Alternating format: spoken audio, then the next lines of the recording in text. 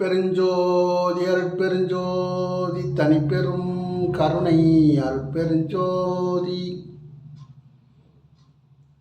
எல்லாம் செயல் கூடும் எண்ணான அம்பலத்தேன் எல்லாம் வல்லான் தனையத்து. அன்பு ஆண்மையம் கொண்ட நம்மவர்களே, வணக்கம் வணக்கம். வாழ்க வளமுடன். நல்ல நல்ல பிள்ளைகளை நம்பி இந்த நாடே இருக்குது தம்பின்னும், சின்னஞ்சிறு கைகளை நம்பி ஒரு சரித்திரம் படைக்கணும் தம்பின்னும். அப்போ நமது இளைய தலைமுறைகள் தான் நாளைய சமுதாயம் நல்லா இருக்கிறதுக்கு வழிகாட்டி. விதை அவங்க தான் விதை, முன்னோடிகள். அவர்களை நாம் ஒவ்வொருவரும் பாடசாலை, யோகசாலை, ஞானசாலை இப்படி இருக்கின்ற இடங்களுக்கு அழைத்து செல்ல வேண்டும். ஏன்னா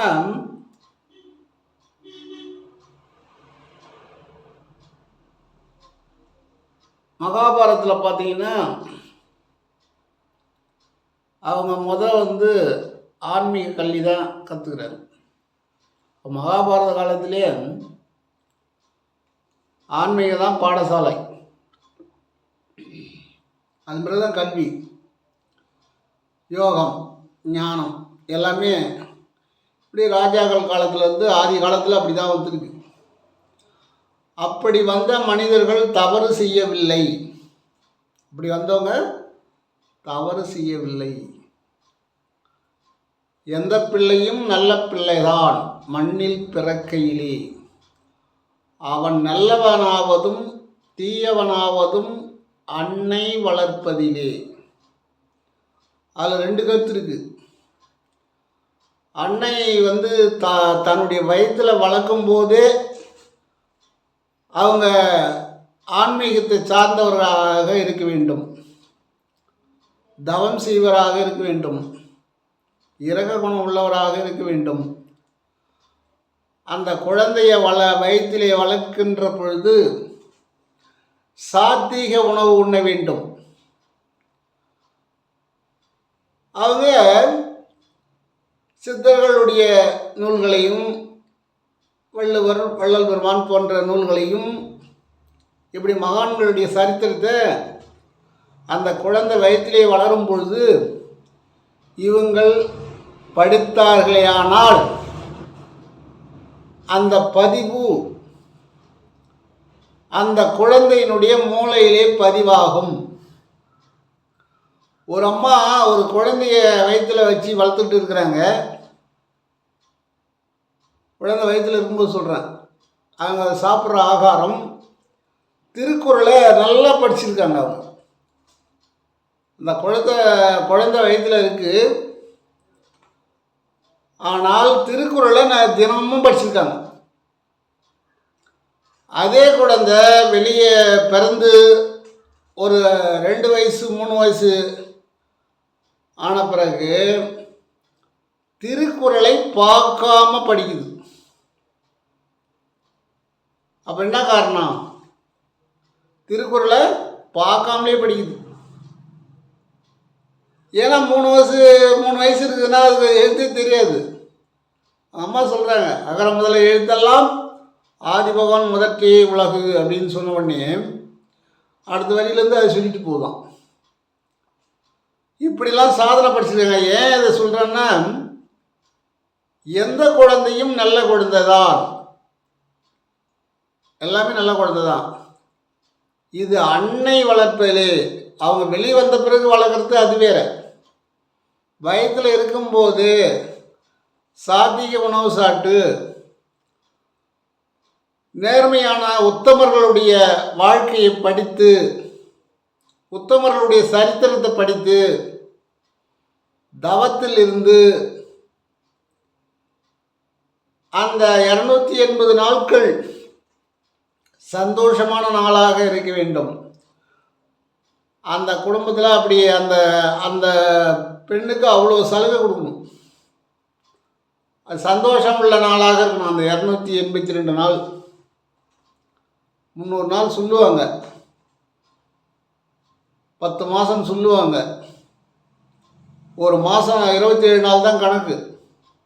ஏன்னா அண்டத்தில் இருக்கிறது 27 நட்சத்திரம், அதே தான் இந்த பிண்டத்துக்கும். அப்போ 10-27 என்ன ஆச்சு?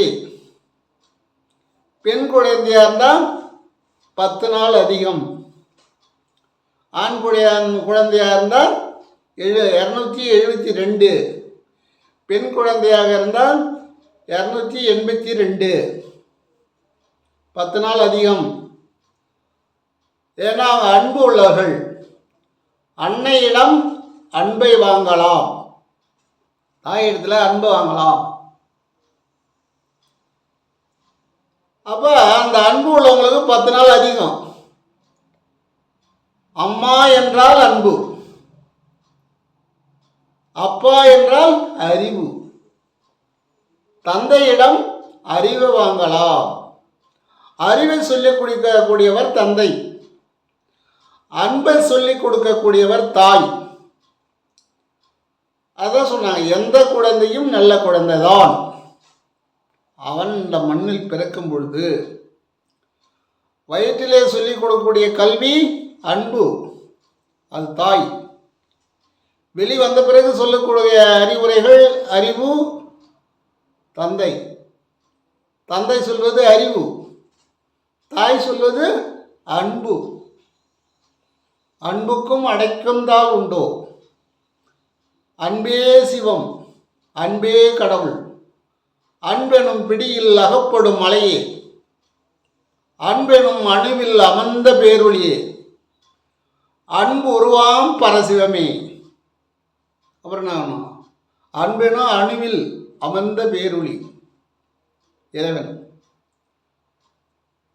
அன்பு உருவாம் பரசிவமே, பரத்தில் பரத்தில் பரமே, பரம்பெரும் பரமே, வனம்பரா பரமே, வனம்பரா பரமே, பதம்பரா பரமே, பரம்பரா பரமே, நித்திய பதமே, நிற்பத பதமே, சித்துரு பதமே, சிச்சுக பதமே, தம்பர பதமே, தனிப்பெரும் பதமே, அம்பர பதமே, அற்பெரும் பதமே, சந்திர பதமே, மந்திர பதமே.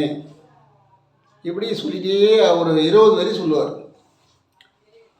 அப்போ இப்போ ஒரு குழந்தை எதிர்காலத்தில் எந்த வித குற்றங்களும் செய்யாமல் அறிவாளியாக நாடு முன்னேற்றத்தை அடையக்கூடிய மனிதனாக உருவாக்கக்கூடிய ஒரு கருவி யாருன்னு கேட்டால் தாய் தான். இது எங்கே? கருவறையிலே இது உருவாகணும், கருவிலே உருவாகணும்.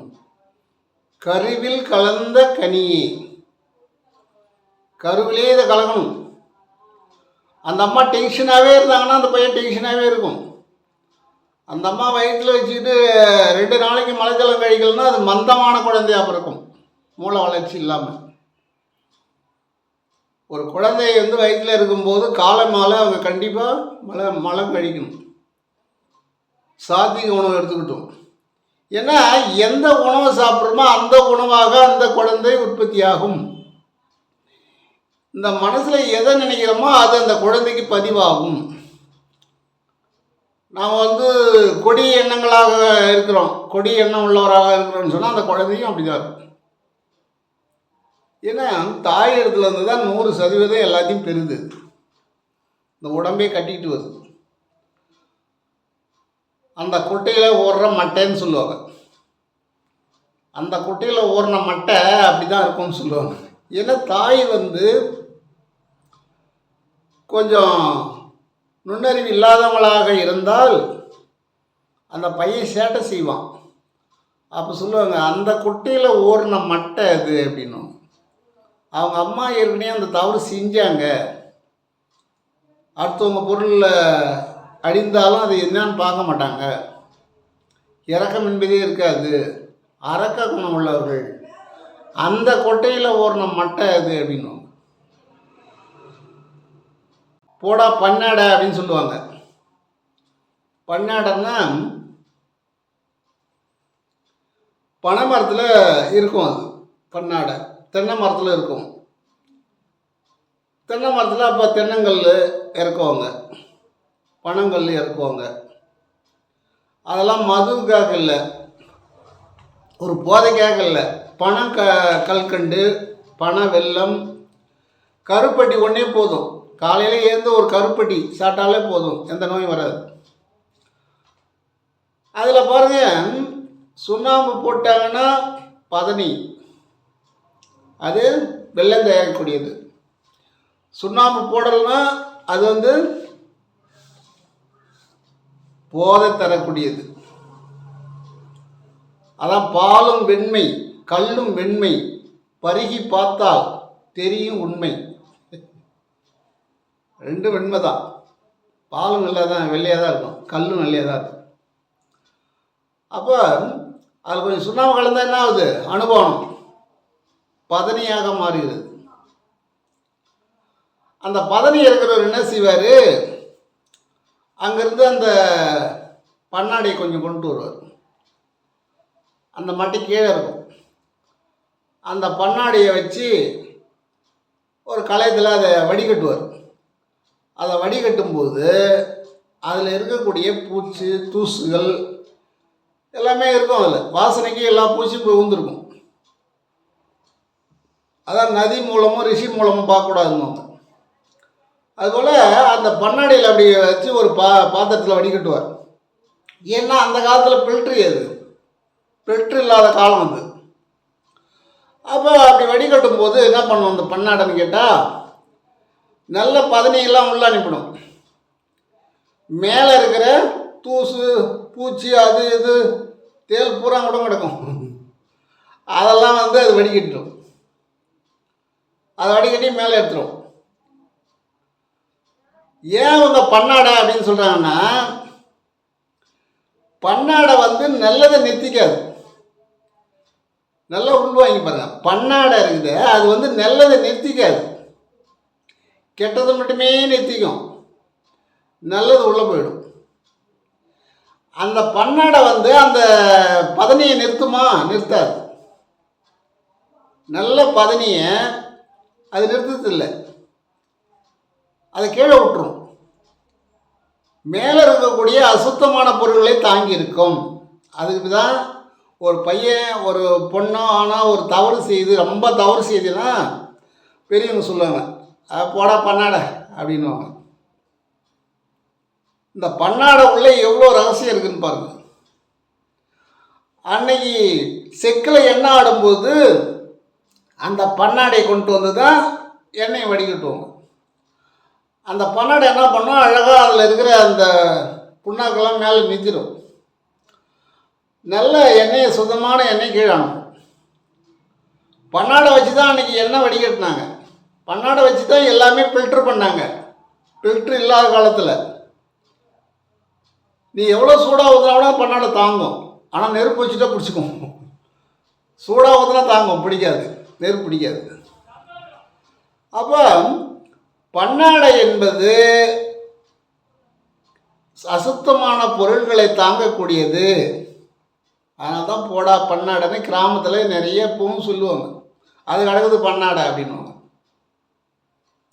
ஆகினால அப்போ ஒரு தாய் கெட்டதெல்லாம் நீக்கி, கெட்ட ஒரு செயலெல்லாம் நீக்கி, நல்லதையே அவங்க நினச்சி, நல்லதையே படித்து, நல்லதையே நினச்சிக்கிட்டு கொஞ்சம் மெடிடேஷன் பண்ணுறது, அவனுக்கு பிடிச்ச கடவுள் முருகனையோ சரஸ்வதியோ லட்சுமி எதையாச்சும் இல்லை சிவனையோ பெருமாளோ இல்லை வள்ளலாரோ யாராவது ஒருத்தரோட நினச்சிட்டு இருக்கலாம். முருகன் ரொம்ப சிறப்பு. ஏன்னு கேட்டால் அறிவில் சிறந்தவன் முருகன். முருக உபாசனை பண்ணலாம். கற்பனையாக இருக்கிறவங்க அந்த முருகனையே நினச்சிட்டு இருப்பான், முருகா முருகா முருகா. அப்போ அந்த பையன் பாருங்கள், நல்லா அறிவாளியாக இருப்பான், கூர்மையான அறிவு உள்ளவனாக இருப்பான், முதல் மாணவனாக வருவான். இது எங்கே இருக்குதுன்னு கேட்டால் அடிப்படையில் இருக்குது. அடிப்படை எங்கே இருக்குதுன்னு கேட்டால் உற்பத்தி ஆகிற இடத்துல இருக்கிறது. உற்பத்தி ஆகிற இடம் எங்கேன்னு கேட்டால் தாயினுடைய கருவறை. அந்த கருவறையில் தான் இது இருக்கிறது. அந்த அம்மா கையில் தான் எல்லாமே இருக்குது. அன்பு எங்கே இருக்குது? அம்மா கிட்ட இருக்குது. அப்போ அந்த அம்மா வயிற்றில் அந்த குழந்தைய வளர்கின்ற பொழுது அவங்க அன்பாக இருக்கணும். ஏன் இதெல்லாம் நான் எங்கே சொல்கிறேன்னா, எங்களை மாதிரி இருக்கிறவங்க சொல்கிறத கேட்டால் தானே நாளைக்கு வரக்கூடிய எதிர்காலத்தில் வரக்கூடிய ஒரு தாய்க்காவது சொல்ல முடியும். இப்போ நல்லதை சொன்னால் எதுவும் கேட்கல, நல்லதை எல்லாம் பன்னடை மாதிரி கீழே விட்டுடுது, பன்னடை விடுற மாதிரி கீழே விட்டுடுது. நல்லது கெட்டதை சொல்லி பாருங்கள், ஒரே நாளைக்கு 10,000 பேர் பார்க்குறாங்க அந்த வீடியோவை. நல்லதை பார்க்கவும் மாட்டுறாங்க, நல்லதை கேட்கவும் மாட்டுறாங்க. அதான் கஷ்டமாக இருக்குது.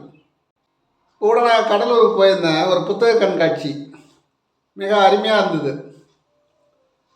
அதுபோல் அறிவுள்ள நூல்கள், அதே போல் வரவங்க வந்து ரிலாக்ஸாக இருந்து நூலை வாங்கிட்டு போகிற மாதிரியும், அவங்களுக்கு சில கருத்துக்களை சொல்லக்கூடிய கலையரங்கம், அப்புறம் அந்த கோள்களுடைய நிலை, அண்டத்தில் கோள்கள் எப்படி இருக்குது, அந்த லேப்டோஸ்கோப்லாம் வச்சுருக்காங்க. அதெல்லாம் வச்சு குழந்தைங்க பார்க்குதுங்க. இரவு நேரத்தில் நட்சத்திரங்கள்லாம் அழகாக பார்க்கலாம். அவங்களும் திரையில் காமிக்கிறாங்க. அப்போ அங்கே உள்ளே போனவங்களுக்கு டென்ஷனே கிடையாது, ரிலாக்ஸ் ஆகிடுறாங்க. இப்போ நிறைய பேர் பார்க்குறோம், உட்காந்து நல்லா அந்த கலை நிகழ்ச்சியெல்லாம் கேட்குறாங்க, பட்டிமன்றம் போகுது.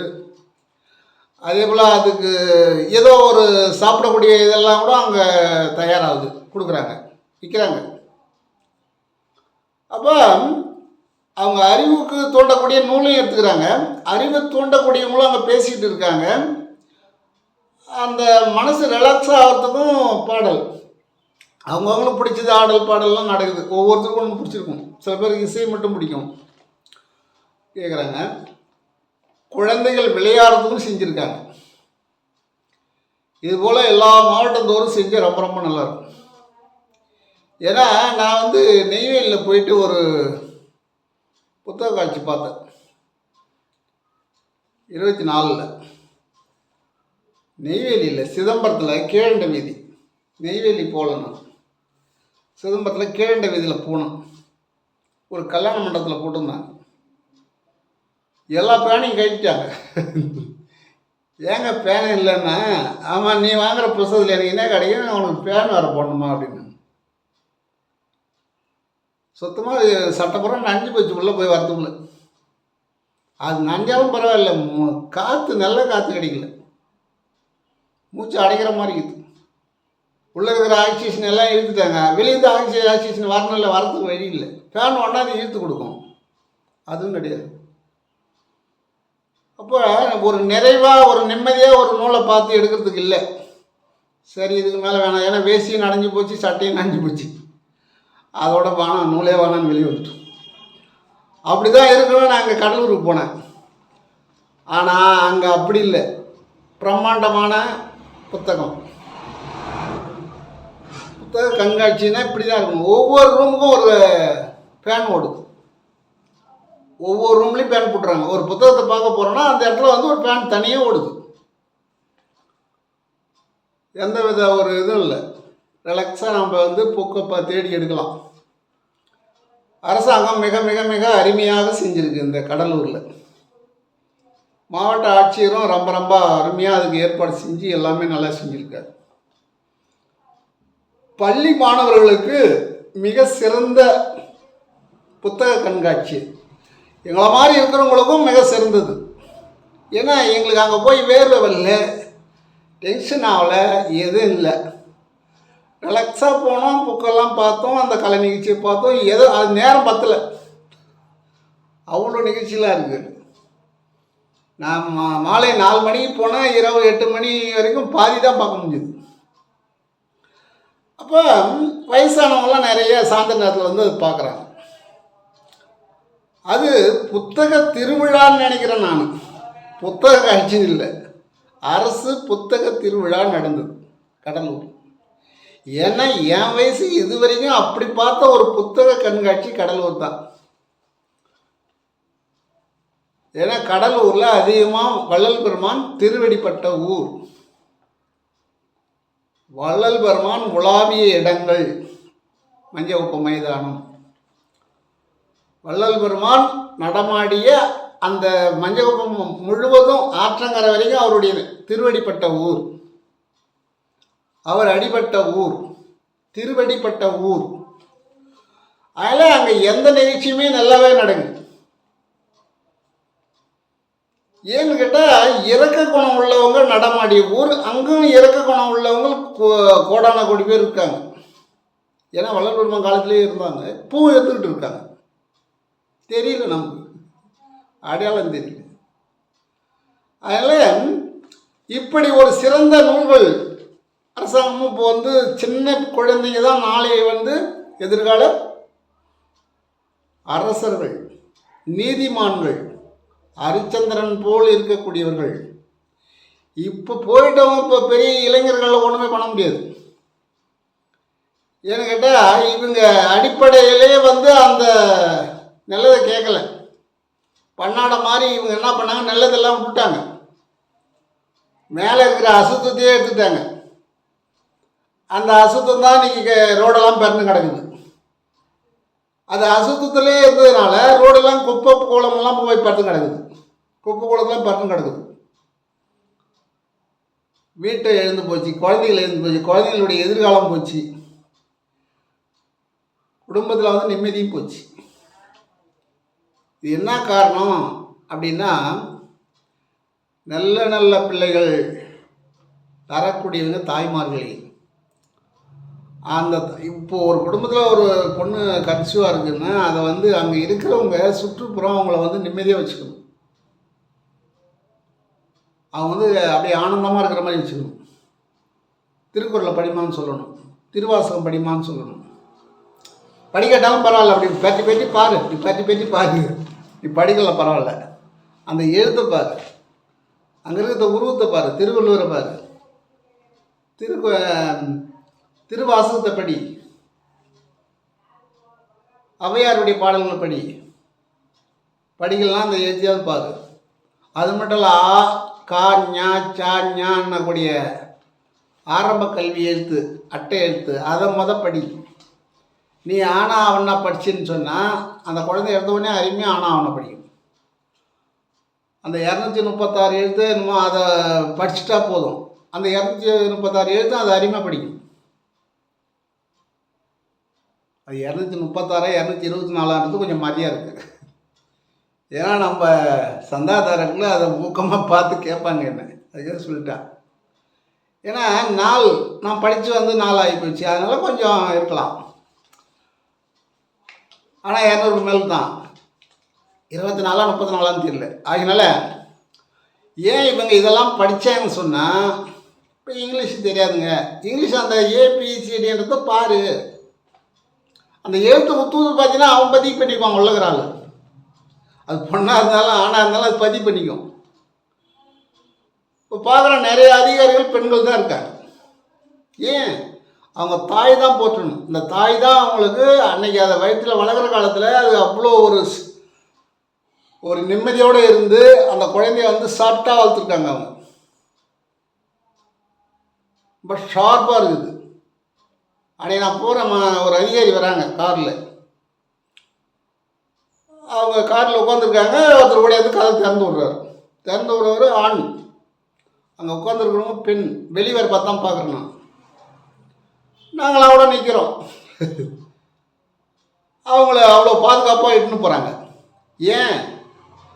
அறிவை பயன்படுத்தியவர்கள். அவங்க முதல்ல அவங்க அம்மா தான் போட்டணும். அவங்க அம்மா அறிவை பயன்படுத்தினால்தான், அறிவாக இருந்ததுனால்தான், அவங்க கூர்மையான அறிவு உள்ளவங்களாக இருந்ததுனால்தான், நல்ல நல்ல செய்திகளை கேட்டதுனால்தான் இன்றைக்கி அவங்க அப்பேற்பட்ட பதவியில் இருக்கிறாங்க. நானும் ஓரமாக நின்று பார்த்துக்கிட்டு இருந்தேன். என்ன பண்ணுறது, எங்கள் அம்மா பன்னாட மாதிரி வளர்த்துட்டாங்க. எங்கள் அம்மாவுக்கு அது தெரியாது, எங்கள் அம்மாவுக்கு அது சொல்கிறவங்களும் கிடையாது.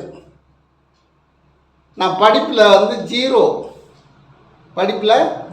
நான் ஹீரோ கிடையாது, ஜீரோ. ஏதோ ஆண்டவனுடைய அருளால் பூர்வ ஜென்ம புண்ணியமோ என்னமோ கொஞ்சம் பேசிட்டு கிடக்கிறேன். ஏன்னா எங்கள் அம்மாவுக்கு எழுத்துன்றதே தெரியாது, என்னன்னு தெரியாது, ஒன்றுன்னு போடவும் தெரியாது, ஆனா போட தெரியாது, அப்பாவுக்கும் தெரியாது. அப்போ 2 பேருமே கல்வியே இல்லாதவங்ககிட்ட நாம் இருந்தால் என்ன பண்ண முடியும்? அந்த வயதில் பிறந்து வந்தால் எப்படி இருக்கும்? ஆனால் அவங்க வயிற்றில் பிறந்து வந்து இந்த அளவுக்கு இருக்கிறோன்னா அது எனக்கு அது பெருமையாக தான் இருக்குது. ஏன்னா 2 பேருமே பண்ணாட மாதிரி எதையுமே அவங்களுக்கு நல்லதும் தெரியாது கெட்டதும் தெரியாது, அப்படி தான் இருந்தாங்க 2 பேருமே.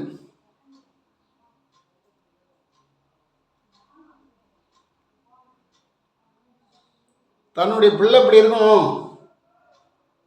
அமெரிக்கா ஜனாதிபதி அவங்களுடைய அப்பா என்ன செஞ்சார், செருப்பு தைச்சிக்கிட்டே வந்து என் பிள்ளை ஜனாதிபதி ஆகணும்னு நினச்சார். அவங்க அம்மா நினச்சாங்க, அவர் ஆகிட்டார். அதனால் கருவில் வளரக்கூடிய குழந்தையை நல்ல குழந்தையாக நம்ம நாடே வந்து அமைதியான நாடுன்னு வெளிநாடு பூரா பேசிக்கிறாங்க. இந்தியா ஒரு அமைதியான நாடு அப்படின்னு பேசிக்கிறாங்க. எல்லா நாட்டுக்காரும் பாராட்டுறாங்க, இங்கே வராங்க. ஆன்மீக பூந்தோட்டமே தமிழ்நாடு தான். அதனால் இன்னும் இது அமைதியான நாடு என்ற எக்காலத்தும் எவ்விடத்தும் இன்னும் எத்தனையோ பல ஆயிரம் வருஷங்கள் ஆனாலும் இது அமைதியான நாடாக விளங்குவதற்கு அடிப்படை நம்முடைய சின்னஞ்சிறு பிள்ளைகள் தான். சின்ன குழந்தை அதுதான் நான் பள்ளிக்கூடத்தில் போயிட்டுலாம் அந்த 1வது 2வது படிக்கிற பசங்களுக்கெல்லாம் அப்பப்போ ஒரு அறிவுரை சொல்லிகிட்டு இருந்தேன். அவங்க என்னை பார்க்கும் போலாம் தாத்தா தாத்தான்னு கூப்பிடுவாங்க. அது ஒருத்தர் பார்த்தாரு, இவர் பேர் ஃபேமஸ் ஆகுதுன்னு சொல்லிட்டு நீ மீட்டிங்கே வராதுன்னு கட் பண்ணி விட்டேன். ஆமாம், இப்படி இதில் கூட உங்களை போகாமல் இருக்குது. நான் தான் கல்வியில் 0ன்னு தெரியுது. என் வாயில் வந்து தான் பேச முடியும். ஆனால் நல்லா இருக்கும் பேசுறது. ஏன்னு கேட்டால் பகுத்தறிவை விட பட்டறிவு நல்லது. பட்டறிவு தான் ஞானம் பிறக்கும். எனக்கு பட்டறிவு தான் இருக்குது, பகுத்தறிவும் கிடையாது, படிப்பறிவும் கிடையாது. படிப்பும் கிடையாது, பகுத்தறிவும் கிடையாது. பட்டறிவு அப்படின்னா நான் துன்பப்பட்டு அதுலேருந்து ஏன் இந்த கஷ்டம் வந்தது தெரிஞ்சிட்டு ஒன்று. பட்டறிவுன்றது அடுத்தவங்க சொல்லும்போது பெரியவங்க சொல்கிறத கேட்டது, அவங்க பட்டு பட்டு சொன்னது. எப்பா நான் இப்படிலாம் கஷ்டப்பட்டேன்டா நீ இப்படி இருறான்னு சொல்கிறாங்கல்ல, அப்போ அறிவு சொல்கிறாங்க. அதுதான் பட்டறிவு. பட்டறிவு தான் ஞானத்தை கொடுக்கும்னு சொல்கிறாங்க. படிக்கிறது முதல். சேரிடம் அறிந்து சேர்னாங்க. சேர்றோம் ஒருத்தர்கிட்ட நண்பனாக இருக்கிறோம். நம்ம ஒரு சீடாக இருக்கிறான்னு வச்சுக்கேன். அவனை முதல்ல வந்து சீடெல்லாம் சேர்த்துக்கும் போது உனக்கு பிடித்தமான ஆகாரம் எது அப்படின்னு கேட்கணும். பிடித்தமான ஆகாரம் எது அப்படின்னு கேட்கணும். அவன் இதெல்லாம் சாப்பிடுவான், இது நல்லா இருக்கும், அது நல்லா இருக்கும், அது நல்லா இருக்கும்னு சொன்னான்னா அவன் என்ன குணம் உள்ளவன். இப்போ காய்கறிகளே சொல்கிறான், பழங்களே சொல்கிறான், ஏதாவது எனக்கு பிடிக்கும் அப்படின்னு சொல்கிறான்னா பரவாயில்ல, ஓகே, இவன் அறிவாளி, சொன்னால் ஏற்றுக்கொள்வான்.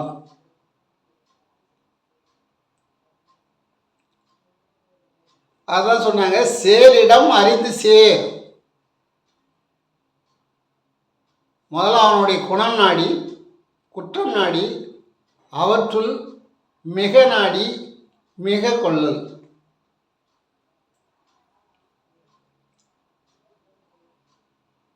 நண்பனா நான் மாட போய் சேர்ந்துருதில்ல, எல்லா நண்பர் கிடையாது. ஈர்த்தம் போய் ஒன்று குடும்பமே இல்லாத அட்டாசில் பண்ணி விட்றான் நண்பனாக இருக்கான்.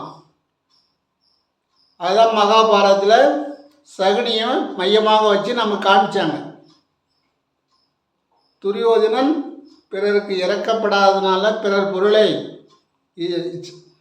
அபகரித்து எடுத்துக்கொண்டதுனால அவனுடைய குடும்பம் இப்படி ஆச்சு.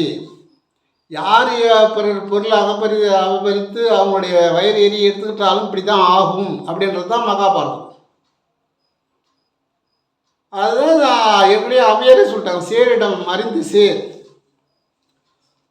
சேர்ற இடம் நீ நல்ல இடமா அப்படின்னு சொல்லுவோம். அது வள்ளுவரும் சொல்லிட்டார், குணம் நாடி, அவனுடைய குணம் நாடி, குற்றம் நாடி, அவற்றுள் மிக நாடி. குணம் குற்றம், என்ன குற்றம் செஞ்சவன் ஏற்கனவே இது வரைக்கும் என்ன குற்றம் செஞ்சுருக்கிறான். ஏன்னா ஆரம்பத்தில் என்ன அவன் ஒரு 20 வயசில் என்ன அவன் செயல்பாட்டில் இருக்கிறான்னா அதுதான் 60 80 வரைக்கும் வரும். அந்த டீனேஜ் கிளாஸ்லேயே வந்து அவன் அந்த 20க்குள்ளேயே வந்து நல்லவனாக இருந்துட்டானா அவன் கடைசி வரைக்கும் நல்லவன். அவன் தான் மகானாக முடியும், அவன் தான் சித்தராக முடியும். ஆனால் இடையில் அந்த மாதிரி 40 வயசுக்கும் வரையும் ரொம்ப கஷ்டப்பட்டு தீய செயல்களை இருந்து வெளியே வந்தவங்களும் இருக்காங்க. வரலாறுல பார்க்குறோம். அது பூர்வ ஜென்ம தொடர்ச்சி. பூர்வ ஜென்மத்தில் அவங்க செஞ்ச ஒரு புண்ணியமானது தொடர்ச்சி வந்தது. அதனால் இப்படி நாம் நல்லதை சொல்லி இந்த எதிர்காலத்தில் எல்லாருமே ஆன்மீகம் இருந்தாதான் இந்த உலகம் அழியாது. இது உண்மை. நீங்கள் கடவுள் இருக்கிறாரா, கடவுளை பார்த்தீங்களா, கடவுளை பேசுனீங்களா அப்படின்லாம் கேட்காதீங்க. கடவுளை பார்க்கவும் முடியாது, பேசவும் முடியாது. உணர முடியும். அது சித்தர்களால் தான் முடியும். சித்தர் வழியில் நாம் இருந்தால் உணரலாம். அதான் வள்ளுவர் சொன்னார், உணர்ந்து உணர்ந்து. கடவுள் இருக்கிறார், அவர் எங்கும் நிறைஞ்சிருக்கிறார். அவர் இல்லைன்னா இந்த கோள்கள்லாம் ஒன்றாக சுற்றி வராது. இப்போ கடலூர் புத்தக காட்சியில் பார்த்தீங்கன்னா எல்லா கோள்களையும் அழகாக பிள்ளைங்களை காட்டுறாங்க. அதுதான் உண்மை, நல்லது. அது இந்த பள்ளிக்கூட பிள்ளைங்க எல்லாம் வந்து பார்க்குறாங்க. அதை இந்த மாவட்டத்தில் உள்ள அனைத்து பள்ளிக்கூடம் பக்கத்தில் இருக்கிற எல்லா ஊரும் வருது, மாவட்டம் மட்டும் இல்லை, பாண்டிச்சேரியிலேருந்து வந்து பார்க்குறாங்க. இப்போ அங்கே ஒரு நல்ல செய்தி செய்கிறாங்க. இந்த குழந்தைங்களுக்கு பள்ளியில் படிக்கும் போதே இதை செய்கிறாங்கன்னு சொன்னால் அது அண்டத்தை பற்றி தெரிஞ்சுக்குது. அண்டத்தில் இப்படிலாம் இருக்கா, புதன் எங்கே இருக்கா, செவ்வாய் அப்படி இருக்கா, சுற்றி வருதுரா, சன் நடுவில் இருக்கிறா அப்படின்னு பேசிக்கிது பசங்க. அது பசங்க பேசிக்குது, சன் நடுவில் இருக்கா, எல்லாம் சுற்றி வருதா, பூமி இதே இருக்காடா நம்ம அப்படின்னு சொல்லுது. எப்படி பாருங்க, இது ஒரு நல்ல இது ஏற்பாடு செஞ்சவங்க ஒரு நல்ல ஏற்பாடு செஞ்சுருக்காங்க. ஏன்னா இந்த மாதிரி ஒரு புத்தக திருவிழாவை நான் இப்பொழுது தான் பார்த்தேன், இந்த வயசில் தான் பார்த்தேன். இது போல் நிறையா நடந்திருக்கலாம். சென்னையில் நடந்திருக்கலாம், கோவையில் நடந்திருக்கலாம், திருச்சியில் நடந்திருக்கலாம், மதுரையில் நடந்திருக்கலாம். அதெல்லாம் நான் அங்கே போய் பார்க்கல. ஆனால் கற்றது கையளவு, கல்லாதது உலகளவுன்னாங்க. நமக்கு தெரிஞ்சது தான் நான் சொல்லிக்கிட்டு இருக்கேன். நான் தான் 0ன்னு சொல்லிட்டேன்.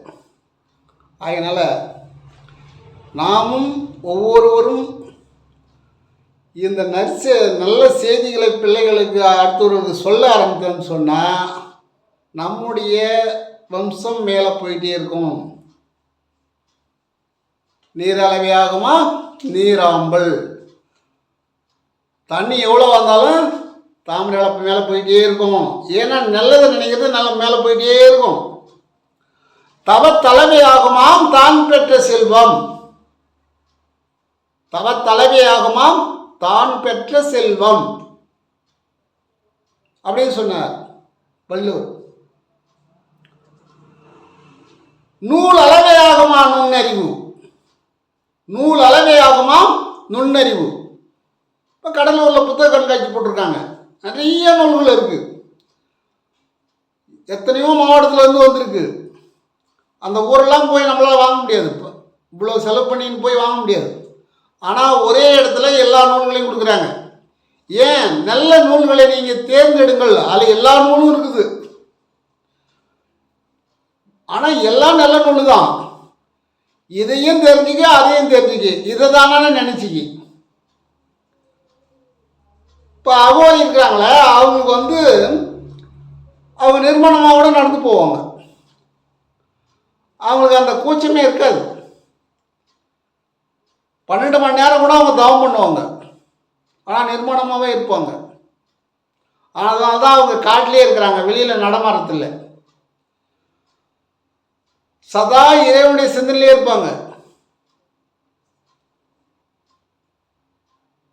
அதுபோல் நூல்லாம் கூட இருக்குல்ல, அதை நீ இதையும் தெரிஞ்சுக்கணும், அதையும் தெரிஞ்சுக்கணும். அகோரிகள் எப்படி வாழ்ந்தாங்க, இன்னும் குடும்பம் எப்படி நடத்தணும், குடும்பம் நடத்துறதுக்கான சூழ்நிலை என்ன, ஏன் நம்ம வீட்டில் நோய் வருது, நோய் எதுக்காக வருது, எதனால் நம்ம இத்தனை பேர் நோய் வாய்ப்பட்டிருக்கோம், இது ஆரம்ப நிலை எங்கேருந்து வருது,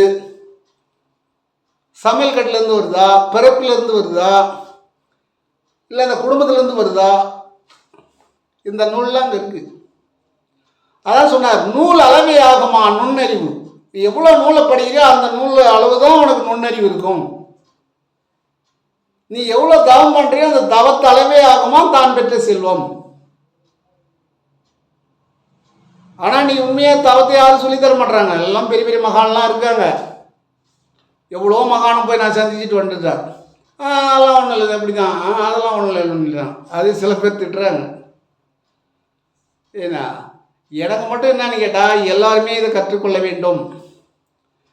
எல்லாருமே அவங்க குடும்பத்தை பார்க்கணும், நேர்மையானவனாக இருக்கணும், நல்லவனாக இருக்கணும், பிறருக்கு இறக்கப்படக்கூடியவனாக இருக்கணும், பிறர் பொருளை அதை அபகரிக்கக்கூடியவனாக இருக்கக்கூடாது, தீய செயல்களில் ஈடுபடக்கூடாது. இதுதான் நம்ம நோக்கம்.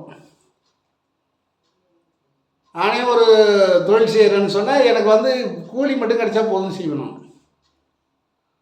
அதான் நெய்வேலியில் ஒரு நண்பர் சொன்னார், உங்கள் நோக்கம் வேறு, பிறர் நல்லா இருக்கணும், தனக்கு கூலி மட்டும் கிடைச்சா போதும் அப்படின்னு செய்கிறீங்க நீங்கள், உங்கள் நோக்கம் யாருக்கும் வராதுன்னார். திருவண்ணாமலையிலே ஒரு நண்பர் சொன்னார், உங்கள் நோக்கம் தனி, உழைப்புக்கு தான் அந்த ஊதியம் கிடைச்சா போதும் அப்படின்னு தொழில் செய்யக்கூடியவங்க நீங்கள் தான். அது மட்டும் இல்லை, நல்ல கருத்துக்களை எல்லாருக்கும் சொல்லணும்னு நினைக்கிறவங்க நீங்கள் தான் அப்படின்னு நிறைய பேர் சொல்லிகிட்டு இருக்காங்க. ஆனால் மக்கள் அதை ஏற்றுக்கொள்ளவில்லை. பன்னாடா மாதிரி நல்லதை கீழே விட்டு கொடுத்து. இப்போ இந்த யூடியூப்பில் எவ்வளோ நிகழ்ச்சி வருது, அதில் எவ்வளோ மகான்லாம் நல்லதெல்லாம் பேசுகிறாங்க. அப்போ நாம் என்ன பண்ணணும், பார்த்துட்டே போகிறோம். எது நல்லா இருக்குதோ அதை எடுத்துக்கணும், நல்லதை விட்டுறக்கூடாது. இவர் உருவத்தை பார்த்தா இவர் ஆன்மீகத்தை பற்றி தான் பேசுவார்னு விட்டுடுறாங்க. ஆன்மீகம் இல்லை என்றால் 3 வருடத்தில் உலகம் இருக்காது என்று நம்முடைய சித்தர்கள் திட்டவட்டமாக சொல்லியிருக்கிறார்கள், சத்தியம் என்று சொல்லியிருக்கிறார்கள். ஆன்மீகம் மட்டும் இல்லாவிட்டால் 3 ஆண்டில் 3 வருஷத்தில் உலகமே இருக்காதுன்னு சொல்லியிருக்காங்க. ஏன்னா நேர்மையே இருக்காது, தலைகீழ போயிடும். நேர்மை இருக்கிறதுனால தான் இந்த பூமி ஒழுங்காக சுற்றிட்டு இருக்கு. ஏன்னா இந்த போகக்கூடிய ஒரு மக்களை உணர்வுகளை பார்க்கும் பொழுது நான் என்ன சொல்கிறேன், நீங்கள் ஆன்மீகத்தில் இந்த மாதிரி சாமியார் ஆகிடுங்க, இவ்வளோ கட்டிங்க, அதெல்லாம் நான் சொல்லலை. இது வேறு லட்சியம். இது ஒரு லட்சியத்துக்காக வச்சுருக்கேன். என் சுயநலத்தை சொல்லக்கூடாது, பொதுநலம் தான் பேசணும். அதனால் இது ஒரு லட்சியம். இது நான் இப்படி இல்லை, இப்போ தான் ஒரு 2 வருஷமாக அப்படி இருக்கேன். அதனால் நான் நல்லது சொல்கிறேன்னா கெட்டதை சொல்கிறேன்னா அப்படின்றத எடுத்துக்க முடியாது. பார்த்த உடனே இவர் சரி வர மாட்டார், ஒரு ஆர்பிகேஸ் அப்படின்னு போட்டுருவாங்க, வீடியோ ஓடாது. 250 270 வீடியோ மேலே போட்டிருக்கேன், ஒன்றுமே ஓடலை. ஏன்னு கேட்டால் நல்லதை மக்கள் ஏற்றுக்கொள்ளவில்லை. இதுக்கு மேலே என்ன பண்ணோம், தலையால் தண்ணி குடிக்கிறோம் நாங்கள்.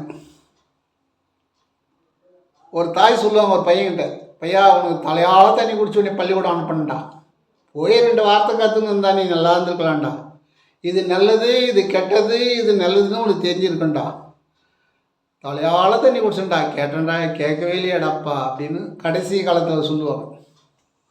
அப்போ சொல்லி என்ன பண்ணுறது? அதனால் நம்முடைய உலகமே ஆன்மீகம்தான்.